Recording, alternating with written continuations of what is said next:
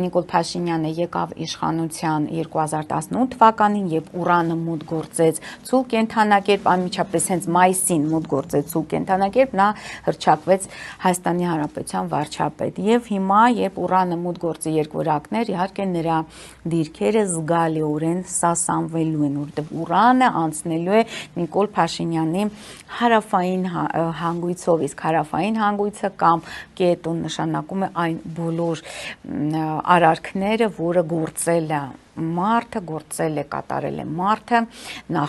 եւ անցյալ կյանքում եւ ընդհանրապես այս կյանքում մինչ այդ պահը։ Եվ դա Ուրանը, այսպես ասած, բավականին հստակ խնդիրներ է առաջացնելու, այսինքն, այսպես ասած, արդեն այդ բումերանգի օրենքը աստիճանաբար սկսում է աշխատել եւ գալիս է մոտենում է նրան։